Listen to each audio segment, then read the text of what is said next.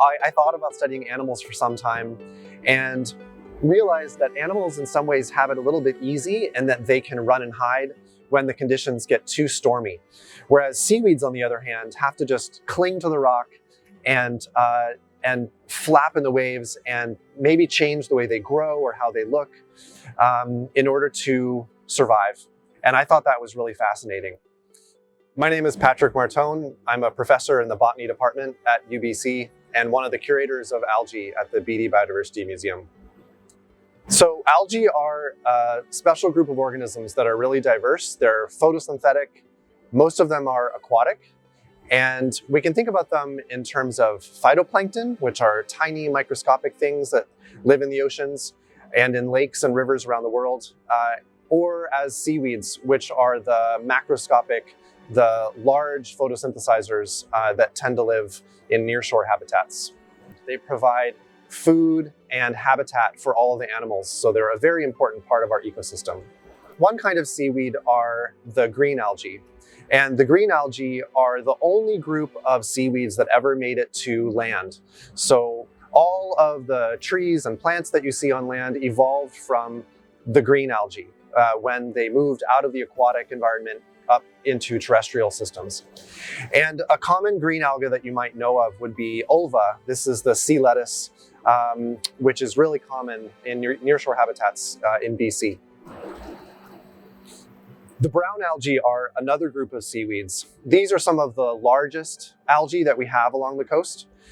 For example, the giant kelp, this is Macrocystis, forms really important forests along the coast. And another one would be the bull kelp. This is Nereocystis, which also forms important habitat.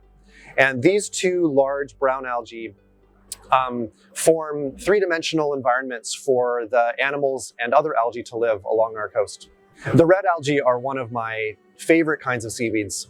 These are really beautiful, all kinds of shapes, sizes, and colors. And they are also really important components of nearshore ecosystems. One red seaweed that you may have heard of is nori. This is the seaweed that you would eat in sushi. And our local nori species is really important to indigenous people along our coast. And of course, nori has been farmed and eaten in Asia for thousands of years. Some researchers in my lab are thinking about seaweed physiology and how seaweed survival might be affected by changing ocean conditions.